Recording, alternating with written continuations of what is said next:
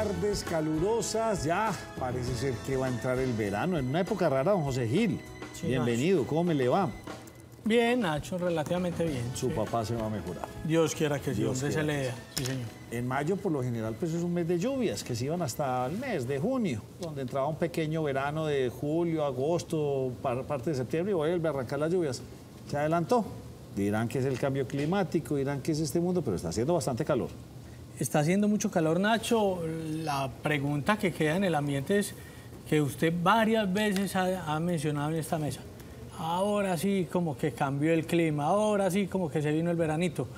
Y se ha rajado ya, no la he contado, pero... ¿Quién? Usted, Ah, pero sí, si sí, yo sí, contara claro. en los dedos de las manos, Rajado. ya no tenía dedos. No, con toda seguridad. Pero dicen no que le son pocos días con las buenas tardes, Nacho. ¿Quién sabe? Sí, pero bueno, al menos hemos tenido unos días de calor. Yo no sé si entró el verano, Pero la gran realidad es que después de más de 2 años de invierno, si llega el verano, el calorcito, Ave María. Con toda. Sí, señor. Don Duro, ¿usted cómo está? Muy bien, Nacho, muchas gracias. Y doña Con mucha María Andrea. información. Súper bien, Nacho. Muy bien. Afortunadamente. Perfecto. Hay una madre angustiada y es que es lamentable la cantidad de turistas o extranjeros que llegan a nuestra ciudad y como no hemos construido esa vocación de turismo y somos una de las ciudades más turísticas de Colombia, pero realmente carecemos de política. Yo pienso que no estamos preparados para recibir a toda esta cantidad de extranjeros. No, es difícil, es incomprensible. Vemos ya con cierta frecuencia desaparecidos, asesinatos, personas, mejor dicho, tumbadas por todos los lados. Qué cosa tan difícil. ¿Qué pasó con esta madre? ¿De dónde es la persona? Nacho, mire, es un ciudadano sueco y pues estuvimos conversando con su mamá, la señora Vivi. Ella dice que desde el 13 de abril la verdad no tiene noticias sobre su hijo. Él quiso venir a Latinoamérica a hacer un recorrido por diferentes lugares, estuvo en Perú. Luego le dijo que se iba a venir para Colombia, estuvo en Ipiales, de Ipiales indicó que iba para la ciudad de Medellín. Y desde ese momento, desde el 13 de abril, pues no tiene contacto con su hijo. Ella estaba en su país, comenzó a sospechar porque perdió contacto con él. Alguien como que le dijo que se había encontrado su pasaporte, que estaba por internet, ella lo buscó. Cuando efectivamente lo encontró, se dio cuenta que era su hijo. Miró las cuentas bancarias, vio que habían intentado hacer un movimiento fallido de sus cuentas. Eso le alertó mucho más y decidió venirse para Colombia.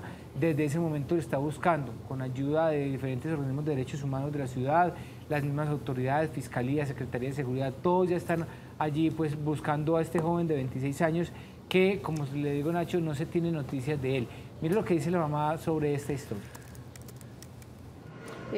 Pues él se vino para acá a hacer un pequeño recorrido, comenzó por el Perú, llegó a Colombia el 10, las autoridades han constatado que vino a Medellín entre esos días, entre el 10 y el 13 fue la última vez que yo tuve contacto con mi hijo y desde allí él está desaparecido.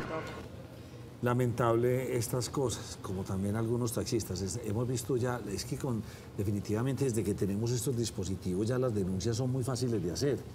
Hemos visto, en estos días vi uno que se saltó el andén del centro de una calle aquí por la avenida de Guayabal, no sé por dónde, y haciendo el giro indelicadamente, atropelló a un motociclista. Ahora otro personaje del servicio público en estado de alicoramiento, ¿qué le pasó? Sí, Nacho, mire, esto sucedió el 12 de octubre. Un conductor de taxi que al parecer estaba en estado de embriaguez, arrolló a una persona, también dañó varios vehículos que estaban allí parqueados. La comunidad intentó, o más bien, tomó allí a esta persona, la bajó del vehículo, intentó tomar justicia por cuenta propia, pues las autoridades llegaron y cuando llegaron ya le habían propinado varios golpes y tanto el conductor del taxi como la persona que fue atropellada debieron ser trasladadas a un centro asistencial. Y Nacho, esta noticia se la traigo es por precisamente lo que usted estaba mencionando. Se está volviendo tan común el tema de las infracciones en la ciudad, en todas las personas de servicio público, motocicletas, o sea, todo el mundo hace lo que quiere. Pues si usted no se da cuenta de eso, los motocicletas ya se pasan los semáforos y no les importa, están en rojo, en verde, en amarillo. Los carros ya se meten por los carriles por donde les dé la gana. Todo el mundo en Medellín se está parqueando donde le da la gana. Estamos en un desgobierno de la Secretaría de Movilidad bien complejo y desafortunadamente tampoco tienen guardas para poder hacer... Esa es la explicación, Nacho. Sí, esa es la explicación, no hay guardas. Usted dio el no hay problema propuesto. y manifestó cuál es el... Y no hay propuesto, supondría uno. Nacho, no hay guardas y también el tema de los parqueaderos está como bien complicado porque no en todos los lugares hay como parqueaderos. Entonces, claro, todo el mundo se parquea donde quiere. Lo he dicho yo muchas veces en este programa. Los Estados Unidos dicen no parking, no business. Si no hay parqueadero, no hay negocio. Y en Colombia al revés. Sin parqueaderos, si hay parqueaderos, no hay negocio. Pero es que, Nacho, esta es una economía muy informalizada, hay mucho desempleo, hay muchos factores distintos a los de la economía norteamericana. Pero, José, yo sí, en algo estoy de acuerdo con usted, pero también nos hace falta mucho el tema de la pedagogía. No sé, Nacho, ¿usted cuándo ha vuelto a ver en medios de comunicación campañas de pedagogía nada, buen parqueo? No, nada, absolutamente peatonales, nada. Ni campañas y salieron los vehículos con cámara a tomar fotos a los mal parqueados. Eso fue más como una idea que donde nació murió. Lamentablemente estamos en una anarquía de movilidad muy compleja en nuestra ciudad. Sigo con usted, don Duber. Hombre, en Barbosa, ¿a quién capturaron? Nacho, mire, en Barbosa que capturaron un hombre que minutos antes había disparado contra una mujer. Esto sucedió en zona céntrica. El hecho quedó grabado en estas cámaras de seguridad. Él ingresa a un almacén, dispara contra la mujer, inmediatamente sale huyendo. ¿Qué pasa? La captura se logra porque allí a escasas cuadras había un cuadrante de la policía realizando unas actividades de control. Cuando se percatan de las detonaciones, pues inmediatamente tratan de ir al lugar, llegan y encuentran a este hombre en la huida. Cuando logran capturarlo, pues inmediatamente se remiten al lugar donde habían escuchado las detonaciones y se encuentran con que había herido a una mujer. Esta persona, Nacho, dicen las autoridades, al parecer es de un grupo delincuencial del Urabá y venía ya haciéndole seguimiento a esta persona por varias cuadras. Y lo más grave es que también este hombre pues tenía, Nacho, allí la casa por cárcel por un delito similar, por concierto para delinquir, y pues estaba en las vías de Barbosa, en las calles de Barbosa, haciendo de las suyas. Como hacen de las suyas muchos delincuentes que uno no entiende por qué, si es un servicio público en Cicla, que le sirve a cantidades de personas, pues tenemos el robo y el vandalismo. Hoy la número 111, ¿dónde queda? En la estación Cisneros, Nacho. Acá hay que destacar de esta nueva estación en Cicla, pues que estará habilitada con 16 bicicletas, pero hay algo importante, es que esta estación estaba en abandono desde hace 5 años, es decir, venía ejecutándose desde la administración pasada, pero el director del área metropolitana, el señor Juan David Palacio, advirtió que las demoras se debían a que el contratista de ese momento no era el idóneo, porque inmediatamente se le adjudicó el contrato en esa época, hace 5 años, pues esta empresa llevaba 3 meses de constituida y solamente contaba con un patrimonio de 6 millones de pesos. Y en contraste se le había adjudicado un contrato por más de 6.700 millones de pesos. Por supuesto, la empresa no tuvo la capacidad, estuvo abandonada hasta que por fin, en este momento, hoy, en horas de la mañana, fue reactivada. Acá hay que decir algo más, Nacho, y es que también en esta mesa hemos reportado la gran cantidad de veces que se han deteriorado, y usted lo mencionaba, estas estaciones de Encicla, se las roban o son, digamos, uso del vandalismo por algunas personas. Dijo el director del área metropolitana que solamente en este año, de 750 eventos que ellos han invertido en el tema de movilidad, 350 corresponden a la recuperación y la protección de las bicicletas, por lo cual han tenido que invertir una suma de más de 1.000 millones de pesos. Pero es una excelente noticia, porque claro, justamente en esta estación que está ubicada en los bajos de la estación Cisneros lo que más me gusta es el techo. Intervenido, muy bonito. No, mire los colores, hay un dibujo. Lo que usted decía, que no sea es que tan gris Medellín. José la otra vez me puso a pensar, y entonces yo le dije que todo estaba uniformado, y José me dice, no, si usted se va para Europa, pues no, José. Me puse a mirar Andalucía, Madrid, Barcelona. Uy, las aceras y cómo le meten colores y realmente se salen de todo ese formato tan antiguo. Pero aquí no nos queda, pues, es que me quedo triste con el parque, ya volví a parar para allá, cemento, qué cosas sin color. Hay un socavón en dónde, María Andrea. Nacho, pues eso es otra historia compleja. En la avenida regional, entre la estación Caribe del Metro y la estación Tricentenario. Esto ocurrió hace unas horas, donde la Secretaría de Infraestructura de Medellín, incluso el alcalde de la ciudad, advertían sobre esto. Mire, el gran hueco que se abrió en esta zona de la vía, lo que por supuesto en horas pues, más temprano, hacia el mediodía, generó un gran trancón, un gran tráfico, porque tuvieron que cerrar esta sección de la vía regional. Al parecer, recordemos que también el año pasado habíamos reportado que muy cerca de esta vía por donde pasa el metro también había ocurrido una socavación, justamente muy cerca a los rieles de este sistema de transporte. Pues en esta ocasión están verificando a qué se debe este gran hueco que se abrió, porque fue de manera intempestiva, y al parecer es que debajo de esta vía del asfalto pues están corriendo aguas de una de las quebradas y están tratando de determinar también con la Secretaría de Medio Ambiente, Infraestructura y Movilidad cómo poderla intervenir. Pero esta no es la primera vez que esto ocurre, Nacho, y puede hacer parte también de esos puntos críticos que hay a lo largo o en la paralela de la estación del metro. Bueno, señores, ¿qué pasa en un hospital de Caldas, doña Andrea Sierra? Nacho, dándole una muy cordial bienvenida. Con las muy buenas tardes, por supuesto, para usted y para todos los televidentes. Es una denuncia que tenemos y acabamos de hacer la entrevista con el gerente de la S de Caldas.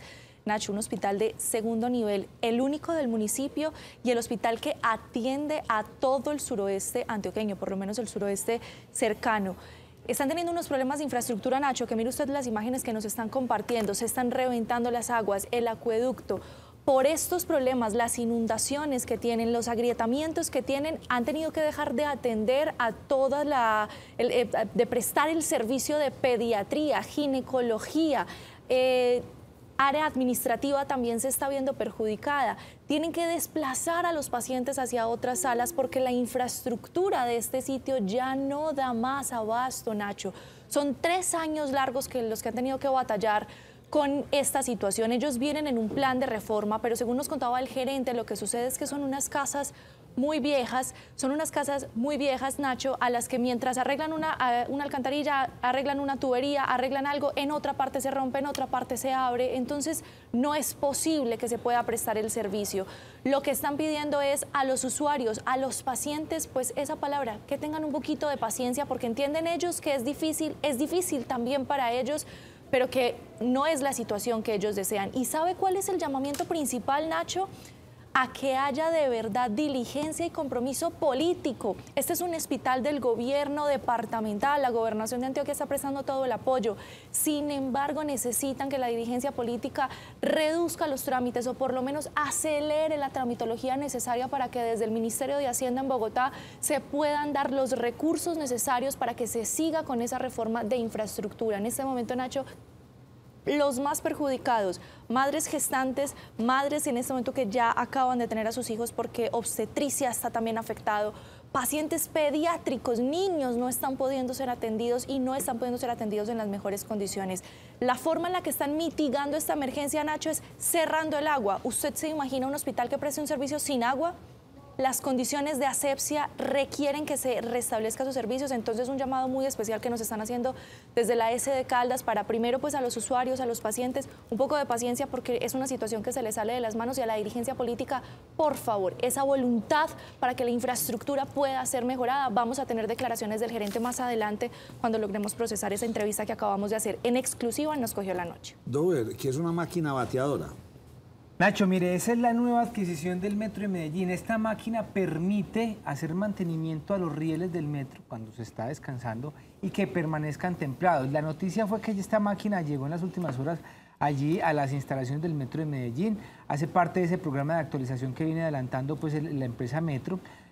Allí, Nacho, dicen desde el metro de Medellín que son ya 2 máquinas de esta, una que se había adquirido desde que está funcionando el metro y hacía falta otra precisamente porque pues ya la otra va cumpliendo como con su ciclo. Viene desde España, llegó desde España a Barranquilla y finalmente llegó a la ciudad de Medellín. Y lo que nos dice el gerente del metro con respecto a esta nueva máquina bateadora para el metro. Esta máquina combina fuerza con precisión para poder hacer el mantenimiento de los rieles, la alineación de los rieles y la nivelación. Esto garantiza obviamente las condiciones de confort y de seguridad en la vía férrea nuestra. Muy bien, qué interesante. El metro sigue funcionando y sigue funcionando bien. Enseguida nos metemos un poco en la cosa política. ¿Cómo le fue a EPM en este trimestre, don José Gil? Vean, Nacho, le fue bastante bien. Los resultados de la compañía crecieron más de un 27% y vean, les cuento algunas de las cifras. Los activos del grupo EPM llegaron a 75 billones de pesos, los pasivos a 44 y el patrimonio es de 30 billones. En el caso de la casa matriz, los activos son de 59 billones, los pasivos se acercan a los 31 billones y el patrimonio es de 28 billones. El endeudamiento del grupo es del 40% y de EPM como matriz del 39%. Ahí estoy con María Andrea y el gesto que hace. Son unos niveles de endeudamiento bastante altos. Pero de todas maneras los ingresos, como le digo, crecieron bastante. En el caso del grupo EPM en el trimestre los ingresos fueron de 9 billones de pesos, el EBITDA de casi 3 billones y el ingreso neto de más de 1,5 billones de pesos. A eso hay que ponerle atención. Sí, es que yo iba a preguntar. O sea, no se puede volver la caja menor de ninguna organización, lo deberían sanear en el próximo gobierno. En el próximo gobierno, es cierto. Y mire, nosotros la calificamos como nuestra gran empresa de servicios públicos, pero nuestra gran empresa de servicios públicos en esencia tiene un sector que es el que le deja los ingresos y es la energía. La distribución de energía le deja el 43% de los ingresos y la generación de energía el 34%. Estamos hablando de que ahí hay un 77%.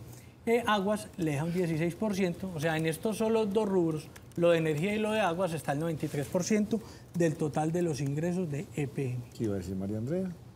No, lo que pasa es que José manifestaba que crecieron los ingresos de EPM y me iba a preguntar yo que entonces, ¿por qué decía EPM que no le podría generar esas transferencias que necesitaba la ciudad de Medellín para continuar con ese plan de desarrollo? Pero pues usted ya acuñó en la parte final y es que tiene un endeudamiento del 40%. De casi el 40%. Claro, le puede estar yendo muy bien, pero está muy endeudada, cada vez tiene que pagar más intereses y más plata, entonces no puede devolver tanta plata. Y es correcto. Empiezan a creer las deudas. Y recordemos que la empresa pues tiene operación en Guatemala, en Panamá, en México, en Chile, entre otras naciones. Yo quiero hacer, antes de preguntarle a usted por ISA, María Andrea, a usted me parece muy particular el silencio absoluto que hay con Hidroituango.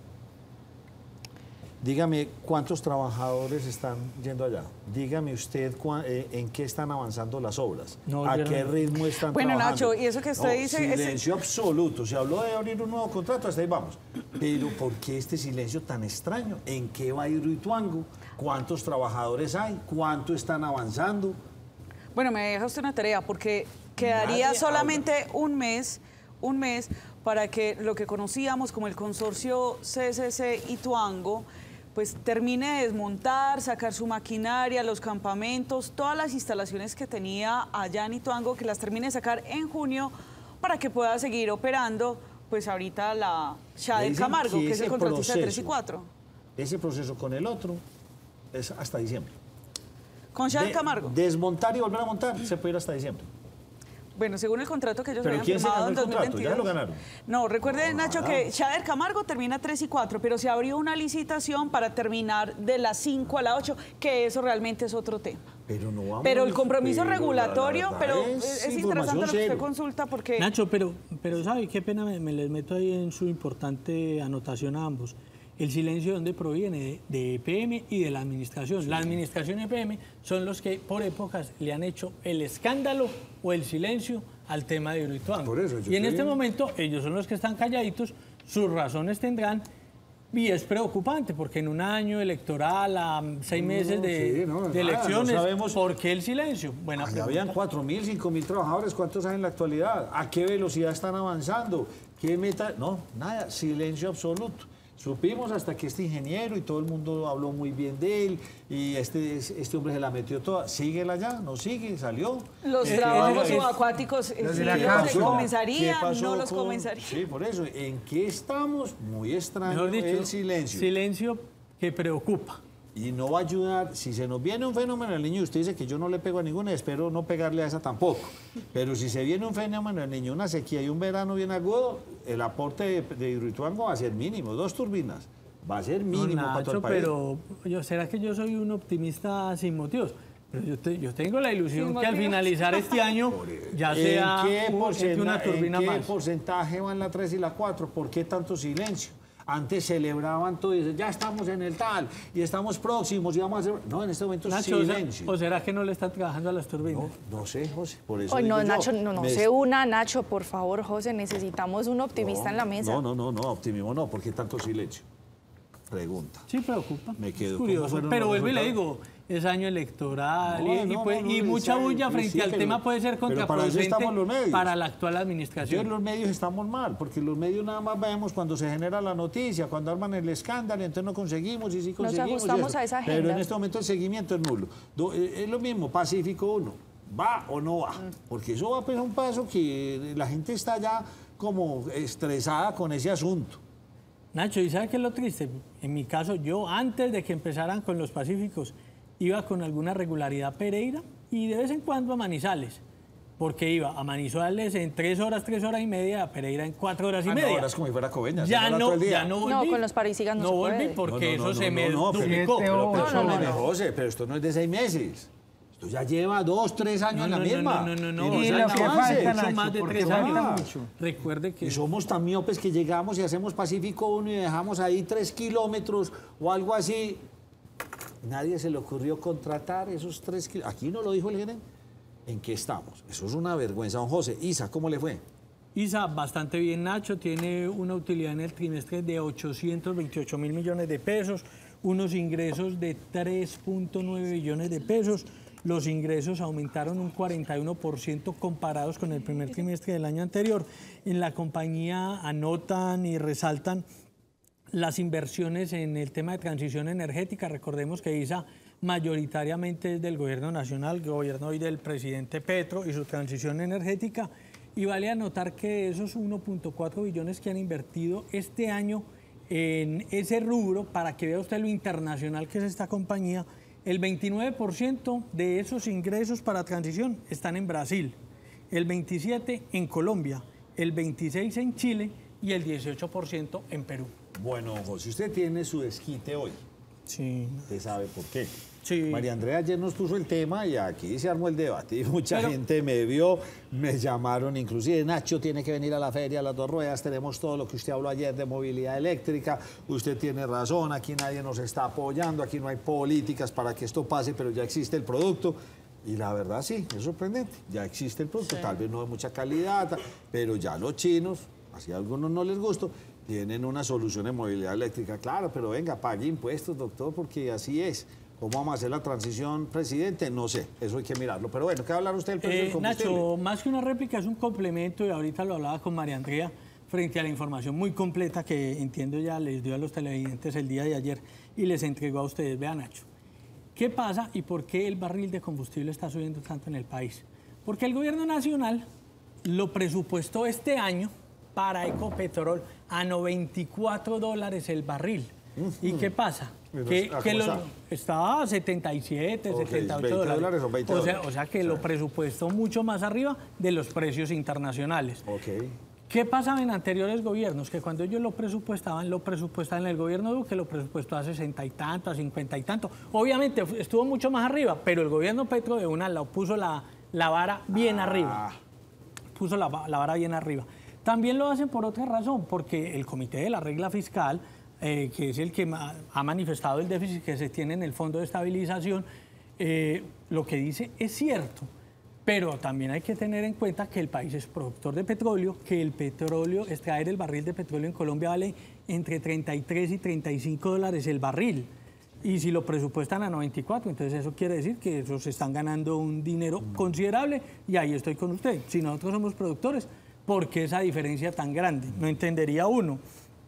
Y vale la pena notar, Nacho, que las calificadoras de riesgo se pegan mucho de los datos de la regla fiscal para evaluar si el país es o no fiscalmente viable, porque la regla fiscal es la norma que presupuesta los ingresos y los egresos del país, cómo deben ser las deudas del país versus los ingresos. Entonces yo diría que el presidente Petro desde campaña lo tenía claramente presupuestado, porque él no manifestó mucho en el tema del petróleo.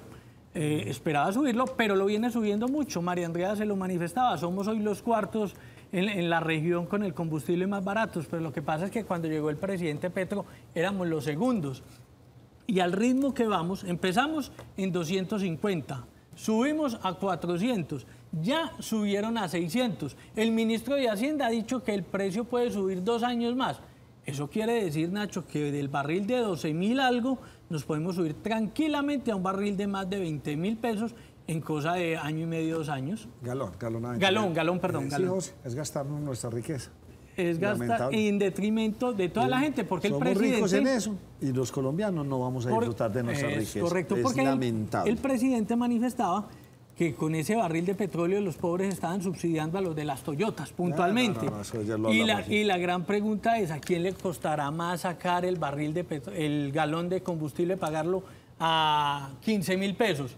¿Al de la Toyota de 300, 400 millones de pesos? No, están en 600. ¿En 600? Sí, está. Oiga, ya hasta imagínese. 600 millones de pesos. El de la, bueno, póngala entre 400 y 600 dependiendo del modelo. O al del carrito, clase media de 30, 40 millones. Y en algunos casos, hasta el de la moto. Bueno. De 2 o 3 millones o 5 millones de pesos, que de todas maneras... Y que la Toyota no creo que le echen corriente. Luis Guillermo Vélez me envió unas gráficas. Sí, señor. De David Sabroso. Los índices de David Sabroso. Ya las tiene en su WhatsApp. Mírelas para que las analicemos mañana. Vámonos un poquito con la cosa política y empiezo con, yo creo que tiene que ser Andrea Sierra, ¿Migo? ¿Sí o no? ¿Migo? ¿Ah? ¿Migo? ¿O por qué Andrea Sierra? A ver, arranque usted pues.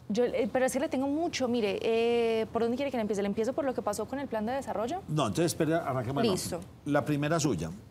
¿Cuándo vence el plazo de inscripción de precandidatos a la alcaldía y gobernación? Pues hoy, Nacho, especialmente para aquellos que van por consulta. Porque recuerde que la Registraduría Nacional del Estado Civil emitió un calendario donde aquellas personas que quieren hacer coalición o que está el partido, pero estos otros que son Movimiento Ciudadano, quieren sacar un único candidato, hasta hoy era el plazo para que realmente registraran a los candidatos o desistieran de ir a las consultas. Por eso este grupo de los 4 aspirantes a la gobernación de Antioquia, Mauricio Tobón, Andrés se fueron por eso. Ellos decían que hasta hoy tenían espacio para poder determinar si iban o no a consulta o determinaban otro mecanismo. Yo no sé si se fueron por consulta finalmente o si usted tiene la información. También me pregunto.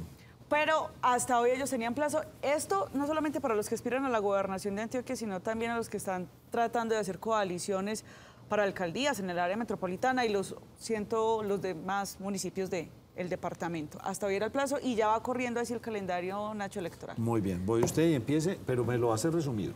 Ay. Sí, porque usted se me inspira mucho. Oiga, entre otras, sí, nuestro invitado, nuestro invitado que está allí sentado muy juicioso, por ahí me contaron en qué puesto está, de qué lista, ahorita le voy a preguntar. Adelante con su resumen.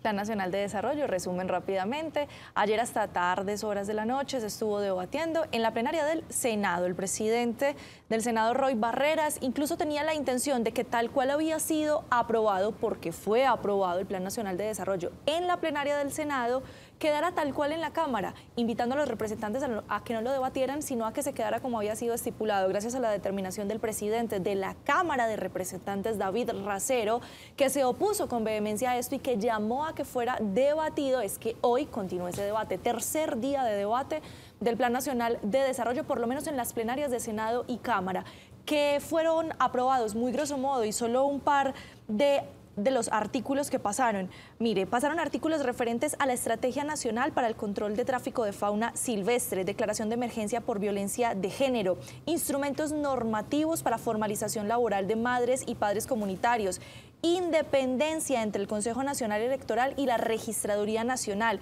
educación para el trabajo y desarrollo humano. Se eliminó la sobretasa al impuesto predial, un artículo bastante polémico del que estábamos hablando ayer.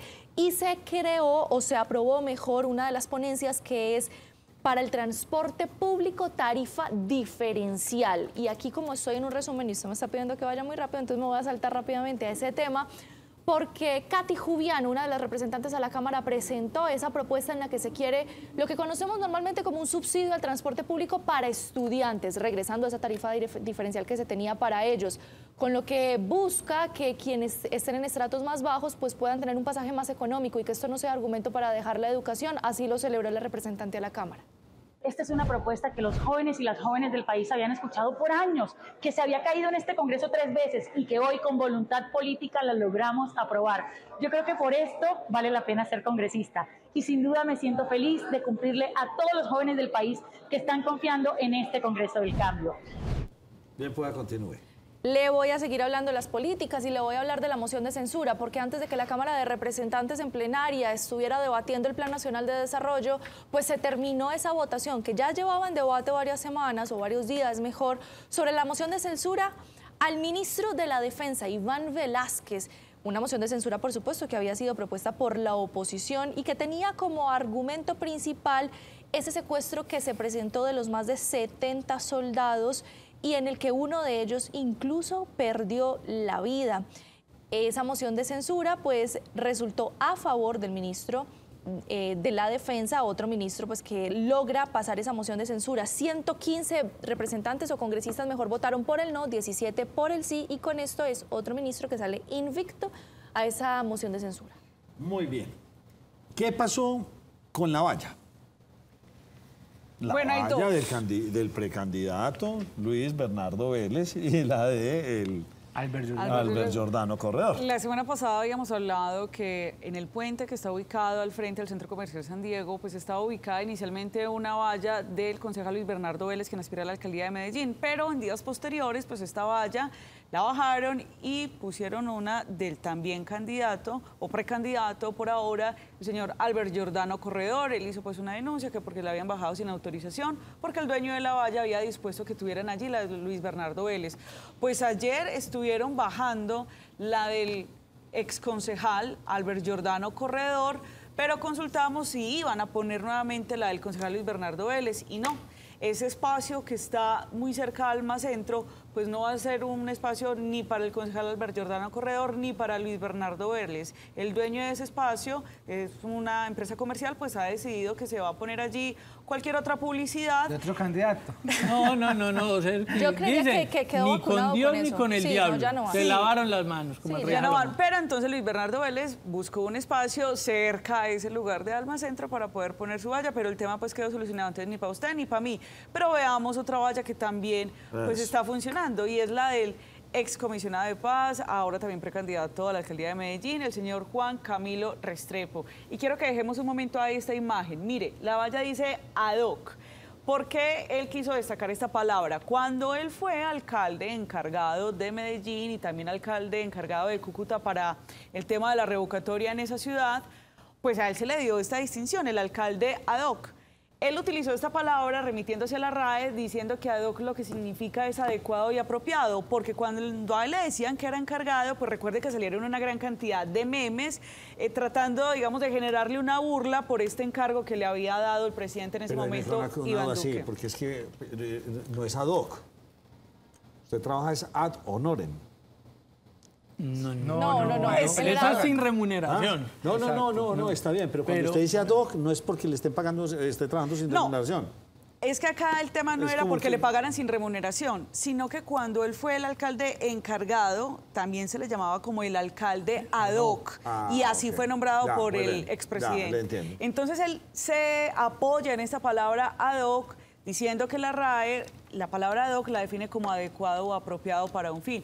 Por lo tanto, cuando a él le preguntan si se siente burlado, cuando le dicen, es que usted es el exalcalde ad hoc, él dice, sí, lo soy y me siento orgulloso porque soy el adecuado y el apropiado para ser ahora el alcalde de Medellín. Esta valla está ubicada cerca a la Guacatala. O sea, Nacho, estamos a 6 meses de elecciones, ya nos llenamos de vallas.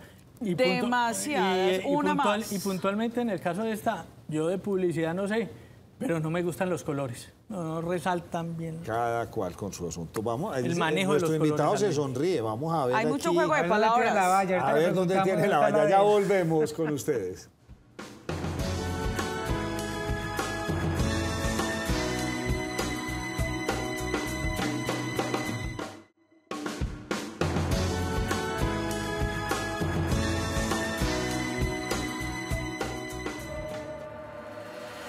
Somos la suma de cada gota de agua.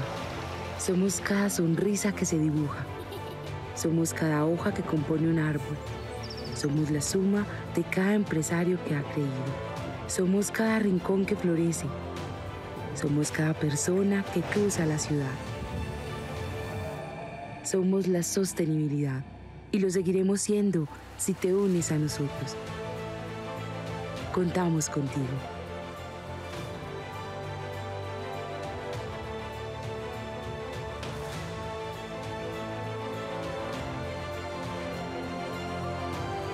Área Metropolitana del Valle de Aburrá.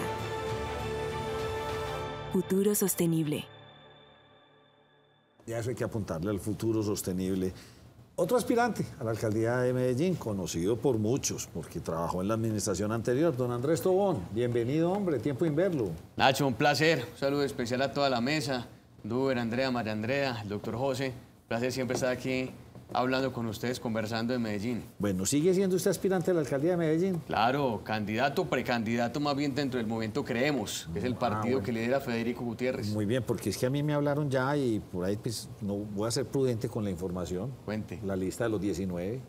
De los 19. 19 que ¿Creedores? precandidatos o candidatos al consejo. ¿Qué? 19 O al consejo. personas en la lista de Creemos. Y me dieron el nombre de los 19 5 primeros. ¿A dónde? ¿A dónde? Al consejo. Al En la consejo. lista. Y me dieron- 21, hombre. Espere, y Como me 21 dieron- personas, hombre, dedicadas pensando en Medellín. Y me dieron el nombre de los 5 primeros. Cuente a ver. Y usted estaba ahí. No jodas. Sí, usted estaba ahí. Es top 5. No Si sabía. Federico me Gutiérrez están toma notificando. Le estoy notificando. Si Federico Gutiérrez se lanza a la alcaldía, ¿usted haría la gestión desde el consejo? Dos temas, Nacho. Uno, si Fico se lanza a la alcaldía de Medellín, sería un lujo, porque el riesgo que tiene Medellín hoy es un riesgo muy grande. Medellín no aguanta otros 4 años de improvisación y corrupción. Y segundo, si el partido y la ciudad consideran que puedo acompañar desde el consejo, desde la alcaldía, 4 años de una administración para hacerlo bien por Medellín, ahí estaré. Nacho nos dejó picado. ¿Quiénes son los otros 4? Voy a... Sí, no, ni idea. me voy a quedar. Además no sabía que estaba ni en la lista ni en los otros 19, espacios. en los otros 18. Además Ando antojado. son 10, Le- no le son voy- 10, 21 concejales. Le voy... Ah, sí, pero hay que sacar una listica grande. Óigame, le doy otro. Un exgerente, bastante importante. El exgerente de PM. Bueno, Muy bien. perfecto. Ahí le voy dando 2. De la Sí, Cuesta. después le voy dando más. Jorge Londoño. de Jorge la Cuesta. Londoño. Usted que es el de las preguntas. No, Nacho, pero no, ¿cómo me vas a tener? Arranquen ustedes y ahorita les preguntamos. ¿De dónde nace la idea? ¿Estamos con el aval de Creemos por ahora hasta que Federico tome la decisión? ¿O de dónde le sale a usted la idea? Sí, exactamente. Estamos trabajando desde el partido, que es un partido político según la resolución que nos avala como partido con el Consejo Nacional Electoral, trabajando con la intención, por supuesto, de volver a construir confianza en Medellín, que yo siento que es realmente la mayor pérdida que tenemos hoy en nuestra ciudad.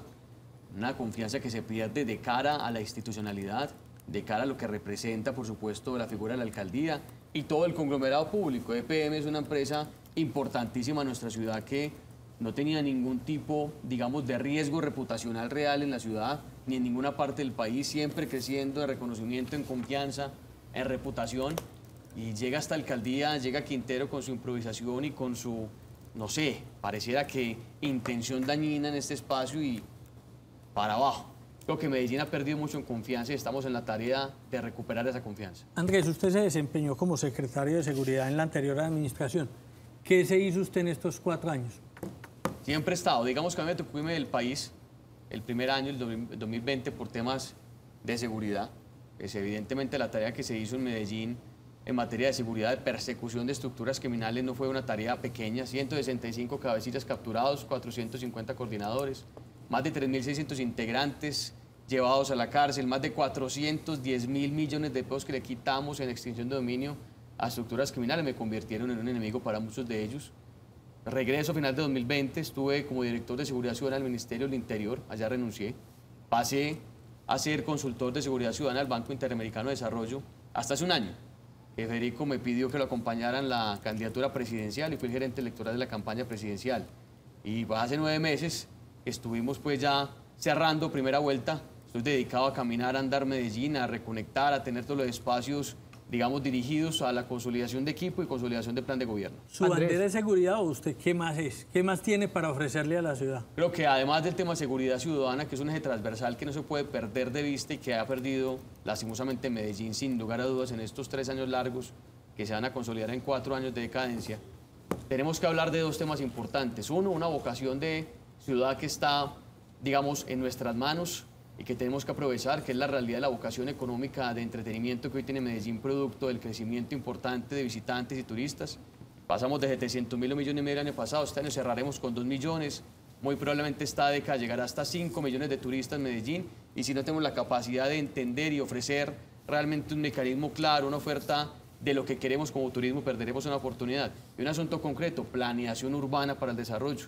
Medellín se pasará los próximos años definiendo qué es lo que quiere que pase en materia de planeación urbana, en materia de plan de ordenamiento territorial, y tendremos que ser claros, contundentes y, por supuesto, inteligentes en vincular esa planeación con la vocación económica que hoy despierta la ciudad. En eso sí tiene usted toda la razón. Llegó el momento de irnos para San Sebastián o para Barcelona. Venga, señores, ustedes cómo manejan el turismo. Vamos a aprender. ¿Y cómo es toda la política de turismo? Aquí no tenemos ni idea. Para nada. Aquí no nada. Y es un negocio que no está creciendo. Así es. Y es vergonzoso. Es que antes, a fuerza de lidia, gracias al privado, gracias a una fuerza que hacía la alcaldía, 700.000 turistas, pospandemia 1,5 millones, 2 millones, vamos a llegar y a está 5. creciendo. ¿Qué vamos a hacer? Y la gente está aprendiendo orgánicamente, en un desorden, sin ninguna... Eso me parece prudente. Bien pueda usted, doña Andrea. Andrés, yo me tengo que remontar para que sigamos hablando un poquito de esa candidatura y de esa aspiración. Hay un dicho, nadie monta un negocio para quebrarse. ¿Pero a usted no le parece que emprender una campaña a la alcaldía de Medellín para después decir me retiro porque llega otra persona, no es montar un negocio para quebrarse? No, para nada. Yo creo que aquí lo primero es entender que en política no se trata de montar negocios, se trata de entender la vocación que se tiene frente al gusto por lo público, frente al amor por lo público. Yo estoy enamorado 100%, no solamente de lo público, sino de Medellín. Yo descubrí en esta vaina, en lo que es la ejecución de lo público, en lo que es escuchar problemas, soluciones y buscar la solución de la mano de la gente, la vocación, lo que me mueve realmente en esta ciudad, en Medellín en particular.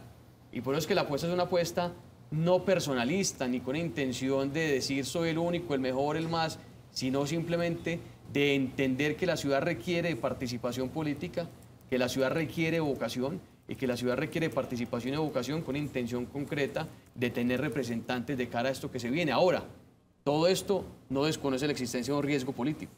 ¿El riesgo político cuál es? Que hoy tenemos una alcaldía con unos ruidos de corrupción gigantescos, con unos candidatos varios en la calle, que cuentan por todas partes, que están moviendo platas infinitas, que tienen unas capacidades clientelares infinitas, e intentar taparse los ojos frente a esa realidad para decir yo no me bajo hoy hasta el final sin importar Medellín, sino solamente mi candidatura, creo que es tremendamente irresponsable. Por eso es que cuando me preguntan si estoy dispuesto a bajarme o si dispuesto a apoyar o recibir gente, en el caso de que mi candidatura sea la candidatura que permita justamente caminar en este camino de volver a construir confianza en Medellín, siempre digo que sí. Solo hay una línea roja muy clara, la línea roja de Quintero y los corruptos. Andrea, yo tengo una inquietud. Bueno, ¿me va a preguntar María Andrea? Sí, adelante. Estaba en la fila. Andrés, durante estos días, Esteban Restrepo, que también es candidato a la gobernación de Antioquia, pues él ha advertido mucho sobre el tema de la enajenación de las acciones de UNETIGO. Yo recuerdo que usted el año pasado, en uno de esos debates del Consejo de Medellín, hizo una ponencia, pidió la palabra, le entregó las llaves en ese momento a Babington Flores, una llave roja grande, y pues se ha advertido que estas acciones pues van en detrimento de su valor y por lo tanto pues no se le puede generar esas transferencias a Medellín por parte de EPM. ¿Usted qué advierte sobre eso? ¿Realmente sí hay este hueco por parte de, digamos, de EPM que no pudo generar esa transferencia a Medellín? ¿Esas acciones que estaban tasadas entre 2.3 y 2.7 billones de pesos han perdido valor? Mire, ese es el argumento y qué tristeza que los órganos competentes para investigarle coman cuento a eso, más tonto que lo he escuchado mucho tiempo. Esta gente de verdad cree que la gente de Medellín es boba. Cree que la gente de Medellín es boba. Mire, desde que se vendió UNE, desde el 49%, UNE no le reporta un peso de ganancia ni a EPM ni a Medellín. Ni un peso. O sea, desde que se vendió, de hace ya 8 años. Luego, la ausencia de una venta, ¿de qué manera va a afectar el ingreso de EPM? Antes no había ingreso, porque finalmente se trata de una empresa que hace parte de una multinacional. Las multinacionales tienen una práctica, algunos la reprocharán, sin duda alguna Medellín la tiene que reprochar, de poner sus ganancias en los países donde tienen evidentemente menos carga tributaria. Colombia no hace parte de los países con menos carga tributaria que tiene Millicom, por tanto no reporta ganancia en Colombia, solamente reporta pérdida a través de Tigo y UNE. Tigo y UNE no tiene vocación para UNE Millicom de reportar ganancias y no lo ha reportado en Medellín. Ese cuentico barato de que por no venderse las acciones de UNE, de EPM dejó de percibir plata, es un cuentico porque EPM no ha recibido plata por parte de esta empresa. Ahora, la pregunta del detrimento de las acciones, que no muestran el estudio técnico. Nunca quisieron mostrar el estudio técnico que daba cuenta del valor, supuesto valor de 3 billones de pesos por el cual querían vender UNE. Nunca quisieron mostrarlo. Y ahora están diciendo que hay un nuevo estudio que tampoco muestran que supuestamente habla de un detrimento. Hay personas expertas en este tema tecnológico que cuentan en ese momento hacía parte del debate sobre la venta no de UNE, que esas acciones podían incluso no valer 3 billones, sino hasta 9 billones de pesos, pero EPM no quería mostrar ningún estudio técnico, eso fue uno de los elementos que permitió tumbar ese acuerdo en el Consejo de Medellín. Están Andrés, intentando engañar a la gente. Con eso que usted dice que EPM no ha recibido dinero de utilidades, en ese sentido, ¿no sería mejor entonces haber aprobado esa venta para no engordar un privado con dinero público? Es que en este momento realmente no había ningún tipo de elemento que hiciera que esa venta generara más ingresos o menos ingresos que lo que el privado ya viene percibiendo. La oposición a esta venta es una oposición política, no técnica, política. ¿Y política por qué?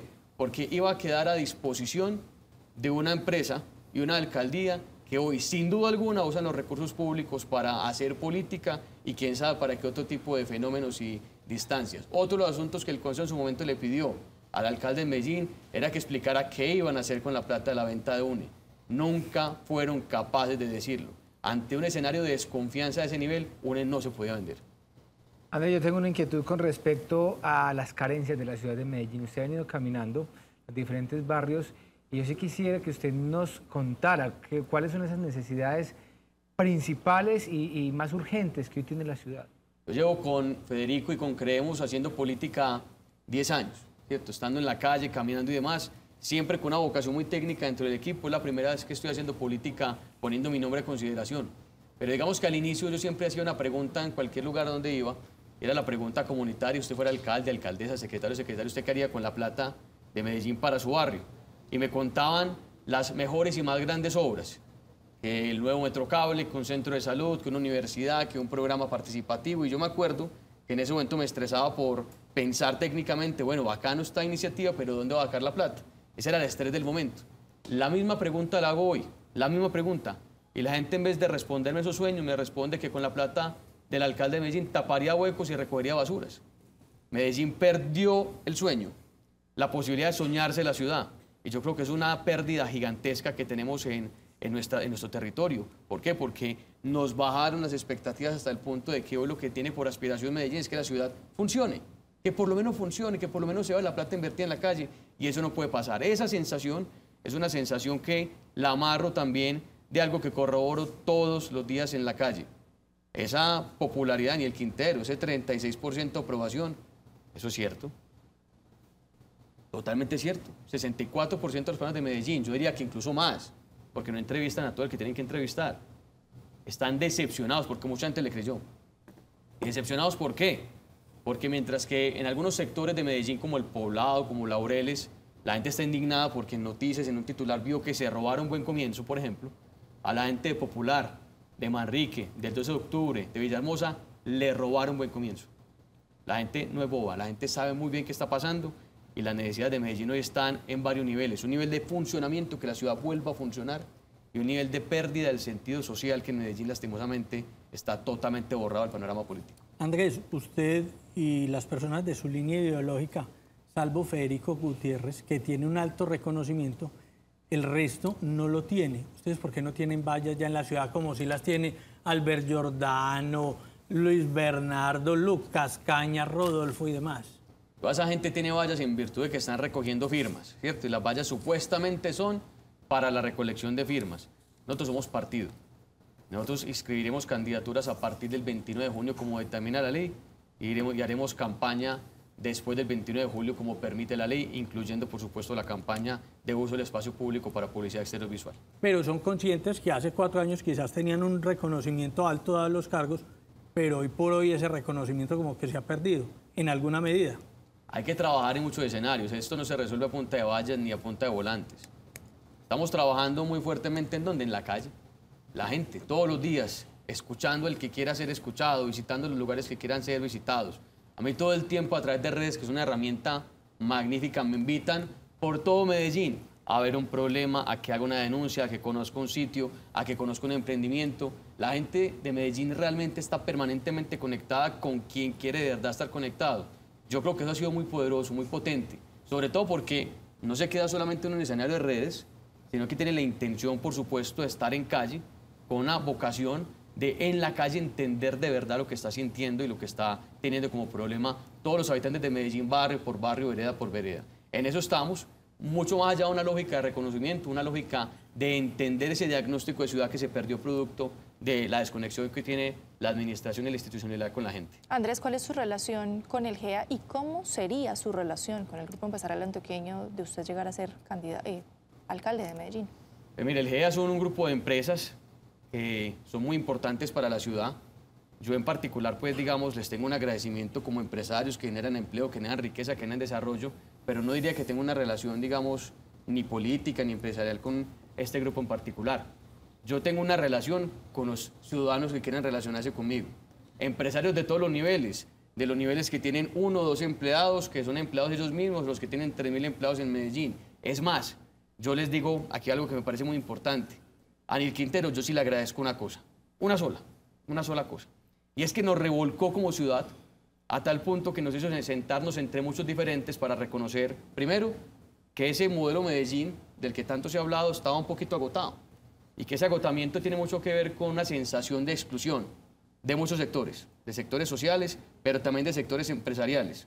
Sectores empresariales que, por ejemplo, no hacen parte de las juntas del GEA, pero que son muy importantes en materia de emprendimiento, en materia de empleo, en materia de desarrollo económico en Medellín y que querían ser escuchados porque tienen capacidad de participación y porque son importantes en el desarrollo de Medellín. Hoy tenemos la posibilidad, justamente por este revolcón, de trabajar juntos y pensar en un modelo que supere todas las siglas que lastimosamente siento que lo que hacen es separarnos y no juntarnos. Andrés, de la administración del exalcalde Federico Gutiérrez, ¿qué quedó faltando y qué destaca que un programa bandera que no haya seguido? Y de la administración del actual alcalde Daniel Quintero, ¿qué destaca, que es bueno, que usted diga, hay que reconocérselo, y en qué dice definitivamente fallamos en esto? Mire, hombre, yo creo que un programa que nosotros implementamos, que recuerdo con mucho cariño y que siento que la ciudad puede aprovechar mucho más porque no tuvo el tiempo suficiente, fue Parceros.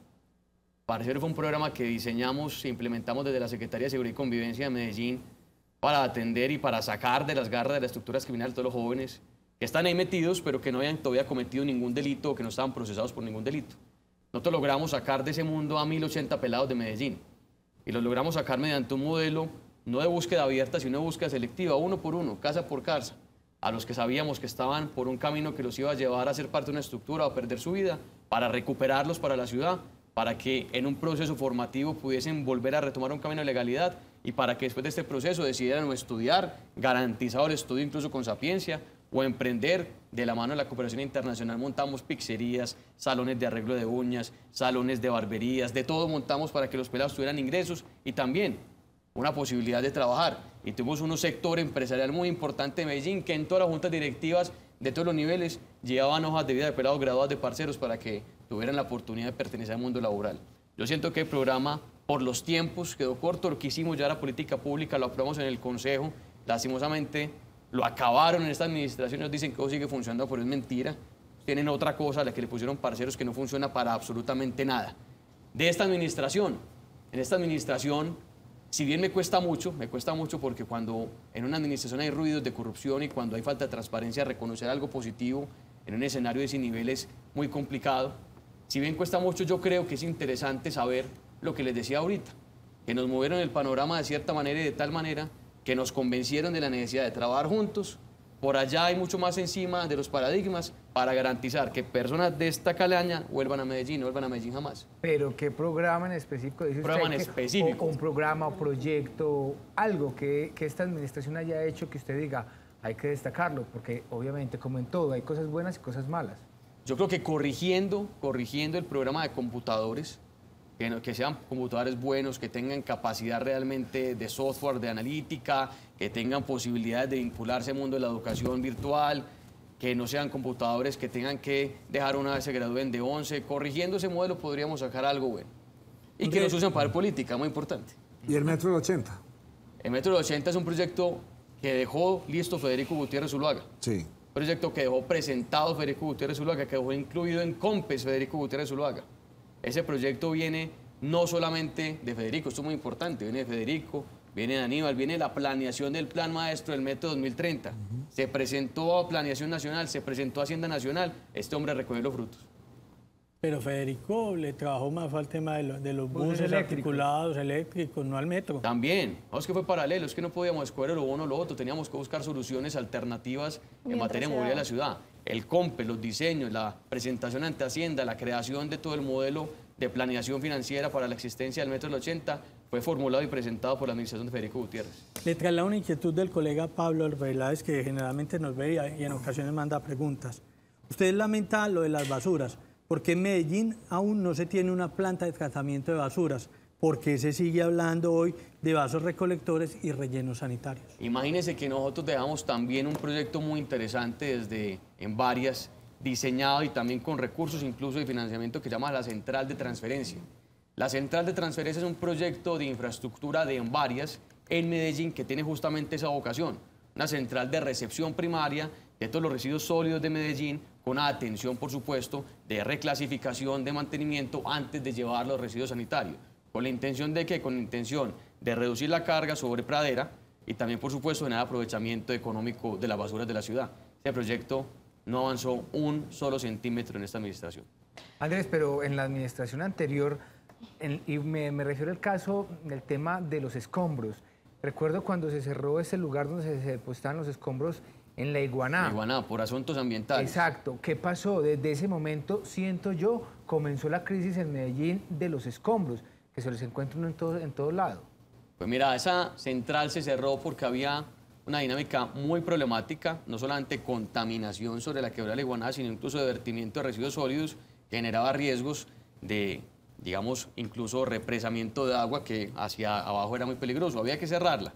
Sin duda alguna, se implementó un modelo de control desde inspecciones de policía, desde la unidad de medio ambiente, para lograr trabajar en esto, pero Medellín tiene que buscar una manera en la que... Pero no se abrió otro. No, no se abrió otro. Hay que buscar una manera en la que se... Porque el POT no lo permitía.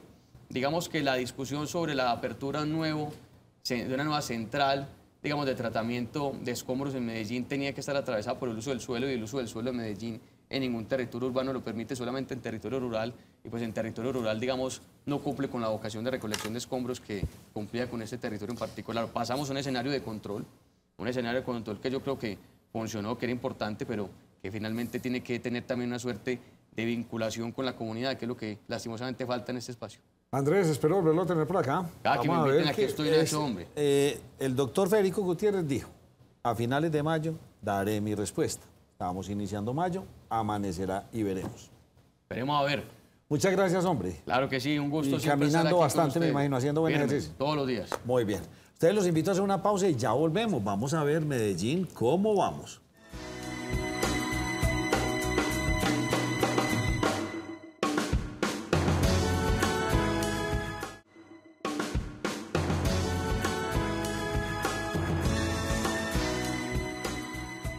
Esta sección es patrocinada por el Raspa y Listo de la Lotería de Medellín. Lotería de Medellín. Doctora Mónica Ospina, ¿cómo me le va? Muy bien, muchas gracias por invitarnos a este espacio. Bueno, eso me gusta que me diga muy bien, porque esperemos que Medellín vaya bien. María Andrea, tiene usted la palabra con nuestra no le ha hecho pregúntele, ¿Medellín cómo vamos? Bueno, Medellín, ¿cómo vamos? ¿Cómo va Medellín? Vamos. Vamos. Vamos, que es mucho decir. Con unas preocupaciones muy importantes. Organicemos la charla. ¿Qué es Medellín? ¿Cómo vamos? ¿Cómo funciona? ¿Cada cuánto hacen estas investigaciones en la ciudad? Bueno, no, muchas gracias por empezar por ahí. Medellín, ¿cómo vamos? Hace del programa de Red Cómo Vamos y lleva 17 años haciendo informes de calidad de vida y encuestas de percepción ciudadana en Medellín. ¿Son una empresa privada? ¿Esto es del gobierno? ¿Eso de quién es? Bueno, esto se hace anualmente y esto es privado.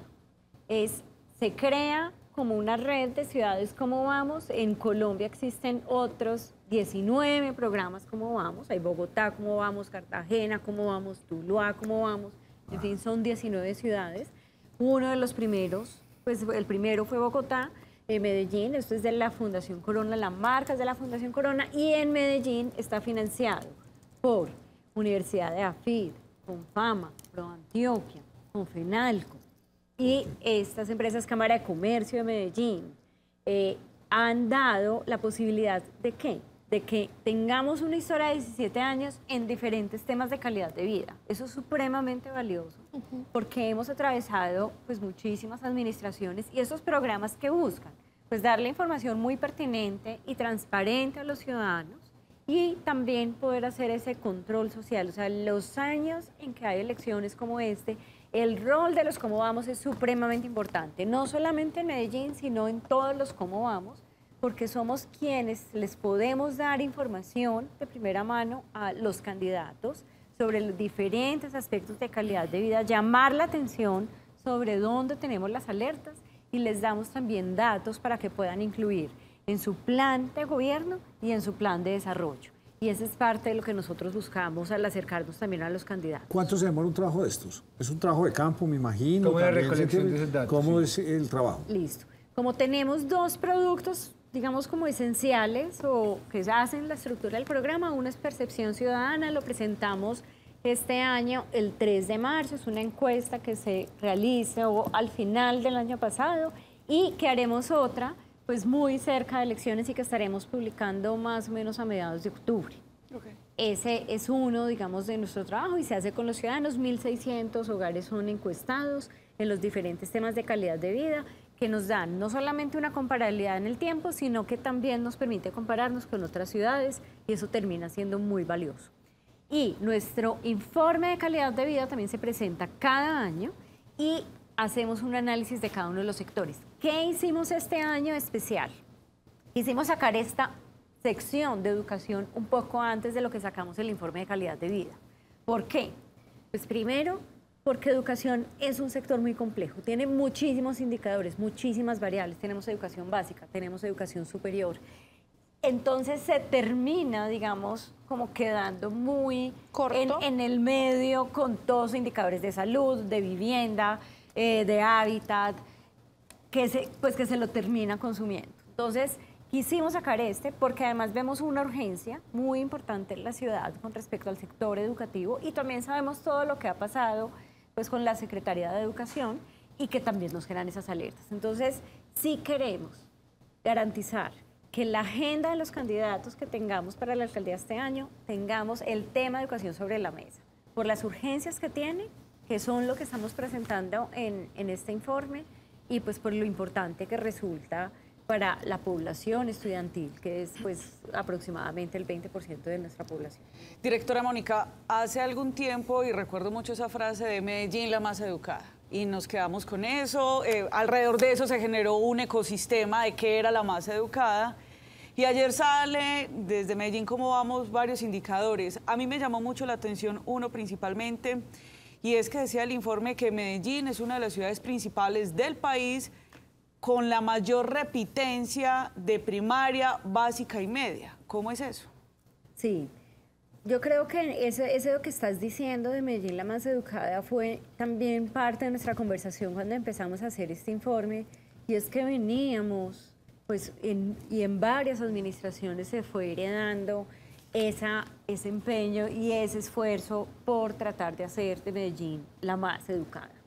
Se hicieron fuertes inversiones y pues muchos de los esfuerzos de la alcaldía estaban dirigidos a educación, se hizo en términos de infraestructura, un poco para saldar también lo que necesitábamos con colegios, estuvo el programa Colegios de Calidad, que tenían unas arquitecturas especiales para crear buenos ambientes de aprendizaje, se empezó a medir el ambiente escolar en todos los colegios, se creó el Observatorio de Educación para poderle hacer seguimiento, pero pues todo esto debía ir a que eventualmente le invirtiéramos a calidad.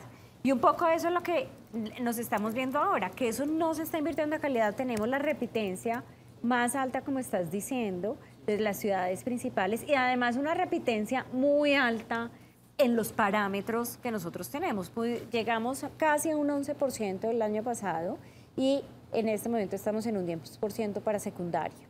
Eso es una repitencia altísima que además afecta mucho esa trayectoria educativa de los estudiantes y eso es lo que queremos llamar la atención acá. Y es, hoy Medellín está muy volcado a mirar qué, los daños y las fallas en infraestructura de los colegios. ¿Por qué? Pues primero porque se nos cayó un techo a unos estudiantes en un colegio y segundo porque la alcaldía pidió pues unos recursos con vigencias futuras para invertir en infraestructura. En eso está concentrado la alcaldía, en infraestructura, en reparar, además de que no planeó esas inversiones en infraestructura, pues apenas las va a hacer ahora, terminando también su periodo.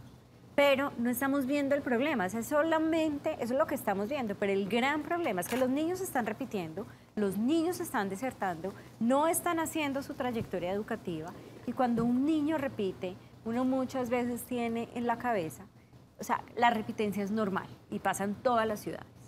Y con pandemia se aceleró más en todas las ciudades. ¿Qué es lo que tenemos que aclarar aquí? Que cuando yo tengo unos y esos indicadores de repitencia, yo tengo que actuar, porque un niño de repitencia es un niño que va a desertar, que tiene un altísimo riesgo de desertar después y que yo ya no lo puedo recuperar. ¿Y miran ustedes los factores que llevan a esa repitencia o solo el estudio queda hasta cuántos repitieron? Solo el estudio nos queda hasta cuántos repitieron, sin embargo, si hacemos la línea y vemos, la cobertura ha venido disminuyendo, vemos que la repitencia aumenta, vemos que también para esa misma población la deserción aumenta.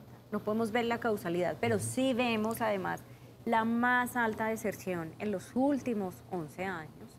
Vemos que hay menos estudiantes en el sistema educativo y vemos que además no están adquiriendo las competencias que necesitan. Rajados.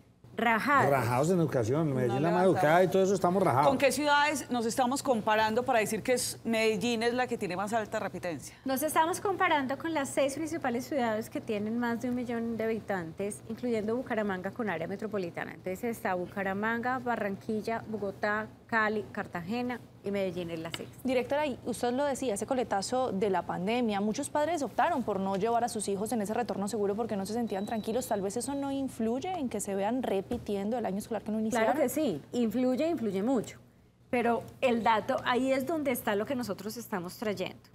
Sabemos que influye, sabemos que aumentó, pero cuando yo me comparo con las otras ciudades, soy la peor de todas las ciudades. Entonces, ¿qué está haciendo Bogotá?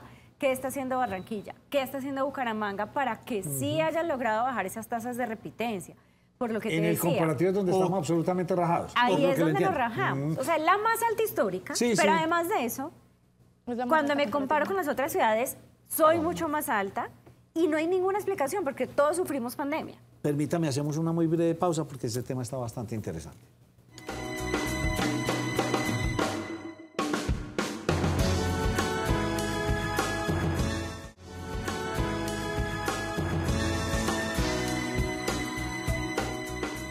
Fue calificado con un porcentaje de pérdida de capacidad de origen laboral. Le ayudamos a obtener la indemnización plena de perjuicios que debe pagar el empleador. Consúltenos en el 310-665-8193. Directora Mónica, ¿y cómo va Medellín? Pues ya en educación, listo, estamos claros. Habrá que hacer una acción muy grande. Los pelados han cambiado de pensamiento, ya este cuento de los influencers, de los youtuberos, etcétera. Bueno, pero Medellín tiene que retomar. Y yo diría que también eso hace parte de una política nacional, porque es que aquí no podemos, vuelvo, insisto, ¿cómo quitamos las clases de historia? No sabemos dónde venimos, pues, hay que hacer, necesitamos tantos abogados, necesitamos tantos médicos, hay que hacer un replanteamiento de la educación como lo hizo Corea del Sur, que logró cambiar toda su estrategia. Pero bueno, digamos que hemos de tema, estamos rajados, lamentablemente, en ese sentido. ¿Cómo está el resto? Bueno, nosotros también presentamos unos datos en marzo de nuestra encuesta de percepción ciudadana. Nosotros, ¿qué estamos encontrando? Pues primero, pues y el más importante, una alarma muy fuerte en términos de hambre, de las familias que no están teniendo sus 3 comidas diarias y donde nosotros encontramos también la cifra más alta de los últimos 17 años. Como les decía, ese es el gran valor también que tiene pues un programa como estos, que es independiente y que logra recolectar información pues, por este periodo de tiempo. Además de eso, ¿qué encontramos? Ese 24% de familias que no están teniendo, digamos, suficientes comidas, cuando yo ya hago y analizo quiénes son esas familias, encuentro que llega a ser el 30% cuando es pues, una mujer quien está presente en ese hogar y también cuando hay niños entre 0 y 5 años. Yo le puedo hacer una pregunta. En estos días lo escuché en una emisora de radio, estas bogotanas. ¿Qué tan cierto es que Medellín es la ciudad que más clase media tiene? En realidad no lo sé, nos queda como tarea para sacarlo en nuestro informe. Lo escuché casualmente y me quedé como impresionado con ese dato, ¿no? Obviamente porcentualmente. Entonces, porcentualmente, sí, decía que Medellín es de las ciudades en el país. Obviamente ciudades grandes. Nacho, permítame volver al tema anterior de educación porque para guardar el equilibrio en la información me parece importante preguntarle algo a la directora Mónica, y es que la Secretaría de Educación de Medellín manifestaba en contraste con el informe que Medellín Cómo Vamos emitió ayer sobre el promedio en las pruebas Saber 11, porque dice el informe Medellín Cómo Vamos que incluso los resultados del año 2022 están por debajo de la media, pero dice la Secretaría de Educación de Medellín que no, que están exentos por encima de la media. ¿Cómo funciona? ¿Y cuántos puntos nos está diciendo la Secretaría? A ver, eso depende de cómo se hagan Bueno, le voy a completar esa parte y también para la audiencia, porque dice la Secretaría de Educación de Medellín que el promedio nacional fue de 243 el año pasado y que Medellín quedó con 248 puntos en el año 2022. Y el informe dice que está incluso por debajo. Bueno, nosotros tomamos los datos directamente de los que reporta el ICFES y pues esos son los que nosotros estamos reportando. Eso depende de cómo estés escogiendo tu población. Nosotros estamos escogiendo exclusivamente los que están en el grado 11 y que son los que nos entrega el ICFES. Y bajo ese parámetro es que lo estamos reportando. Pero bueno, supongamos que sí, que eso es, porque ese no es necesariamente el punto. Hay otros puntos que son muchos más importantes. Uno, una brecha de 30 puntos con Bucaramanga, que explica que con lo que ha cambiado con la pandemia, con lo que han cambiado los incentivos de los estudiantes, tengamos una ciudad que tiene unos 30 puntos por encima de nosotros y siendo Medellín, pues con un presupuesto en educación muchísimo más fuerte. 30 puntos es mucho, 30 puntos es en las pruebas del ICFES, es la misma diferencia que hay entre todos los colegios rurales del país y todos los colegios urbanos en el país. Entonces, es para darles una dimensión. Cualquier diferencia de más de 10 puntos, ya para el ICFES es considerada una diferencia grande, pues estadísticamente significativa. Entonces, eso termina siendo muy importante. Segundo, cuando yo también me comparo con otra ciudad, el 50.4% de los estudiantes en Medellín, por niveles de desempeño, ¿cierto? No cumple solamente el nivel 1 y 2 de desarrollo en su desempeño. O sea, no llegan ni al 3 ni al 4. ¿Qué quiere decir? Están cumpliendo lo básico, lo mínimo que pueden cumplir. Ese porcentaje para Bucaramanga, ¿de cuánto es? De 28.4. ¿Por qué nosotros tenemos más de un 50% de estudiantes que no cumplen esas competencias básicas en matemáticas y una ciudad del mismo año? Pues encima o por debajo del promedio nacional con un 28.4%. Lo mismo en Bogotá, lo mismo en Cali. ¿Qué es lo que no estamos haciendo? Y yo creo que ahí es donde está. O sea, finalmente, si usted no tiene unos programas que retengan a sus estudiantes, si usted no tiene un programa que los acompañen para que no tengan repitencia, para que no abandonen el sistema escolar, para que también tengan un buen desempeño y su aprendizaje sea consolidado, pues finalmente... Que tengan alimentación, que puedan llegar al colegio, que sí puedan salir. Eso es gigantesco. Como el tiempo se me agota y siempre me coge la noche aquí, yo creo que usted es digna de volverle a invitar. ¿Qué datos positivos hay? ¿En Medellín vamos con algo bien?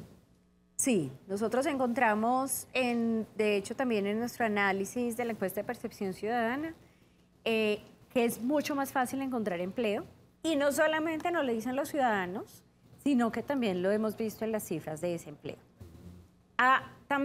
Oiga, eso es un buen dato. Ha también aumentado el empleo de las mujeres. Esto, digamos que sabemos que hay un esfuerzo muy importante en las cajas de compensación que además han trabajado pues muy alineadamente para poder aumentar ese empleo de las mujeres, que fue el que más se afectó durante la pandemia. Entonces, en este momento, en cifras de empleo, estamos en lo mismo, digamos que estábamos en el 2019, de hecho, incluso mejor. Hemos recuperado también, hemos cerrado la brecha entre hombres y mujeres. Sigue existiendo la brecha, pero la hemos cerrado. Y tenemos, sí, una alarma con respecto a empleo y es el empleo juvenil, que pues debemos ponerle más atención, que también debe estar en la vamos a entrar en política. los niños. Si nos descuidamos, podemos entrar ni estudian ni trabajan. ¿Qué más cosas positivas encontraron? Pues yo creo Se que ese fue. es como el que más podemos resaltar. A ver, ¿no? ¿Qué encontramos muy Sí, porque es que alarmante? siempre nos quedamos en lo negativo y hay cosas positivas que hay que seguir fortaleciendo. Entonces es muy rico uno ser amarillista, pero para la próxima sí somos bien amarillistas. Pero en esta sí me gustaría escuchar las cosas. A mí me gusta lo positivo. Bueno, no. A ver, yo Por creo ejemplo, que por ejemplo, el embarazo en jóvenes.